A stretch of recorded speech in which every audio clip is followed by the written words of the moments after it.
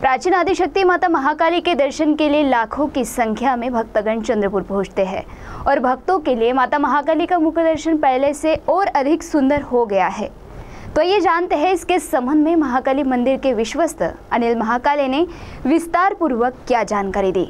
चंद्रपुर में आदिशक्ति माता महाकाली का काफी प्राचीन मंदिर है, जिन्हें जागृत एवं आराध्य देवत के रूप में पूजा जाता है और अनेक भक्तों की यहाँ पर मन्नत पूरी हो चुकी है। माता महाकाली के दर्शन के लिए लगातार भक्तों की संख्या में बढ़त हो रही है। नवरात्र तथा जत्रा के समय यहाँ पर भक्तों का जनसैलाब उमड़ता है। माता रानी के दर्शन के लिए लंबी लंबी कतारें लगती हैं और कई घंटों के बाद भक्तों को दर्शन का सौभाग्य प्राप्त होता है और ऐसे में अनेक भक्त मंदिर के बाहर से ही हाथ जोड़कर मुख दर्शन करते हैं। और अब भक्तों को मुख दर्शन और अधिक सुंदर और आकर्षक हो गया है, क्योंकि दर्शनी भाग में माता महाकाली की प्रतिमा के चारों ओर चांदी लगाने से दर्शन करना और आकर्षक हो गया है। गौरतलब है, यह प्राचीन मंदिर पुरातन विभाग के अंदर आने से यहाँ पर विकास करने की एक सीमा है, मगर आदिशक्ति माता महाकाली के गर्भगृह को और अधिक आकर्षक दिखने के लिए महाकाली मंदिर के विश्वस्त ने अलग कल्पना सोची। विश्वस्त अनिल महाकाले की कल्पना को अनेक भक्तों का समर्थन मिला। तो आइए सुनते हैं इस संबंध में महाकाली मंदिर के विश्वस्त अनिल महाकाले ने क्या जानकारी दी। जी, पूर्वीपासून असं वाटत होतं की देवळाच्या मुख्य जो प्रवेशद्वार आहे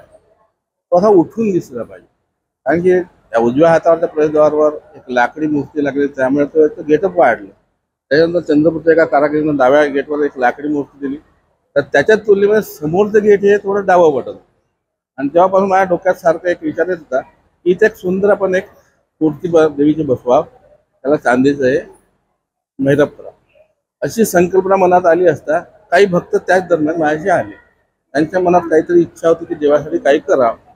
मी त्यांना सांगितलं की भाई, पुरातत्व मंदिर आहे, इथं आपल्याला नियमाला धरूनच करावं लागेल। त्या दिवशी ही संकल्पना आहे माझ्या मनात की इथे एक देवीची मूर्ती आणि त्याला चांदीचं मेहरब लावावं आपण।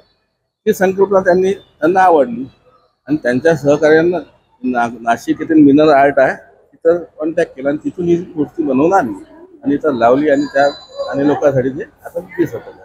CTV के लिए हमारे प्रतिनिधि वैभव की रिपोर्ट।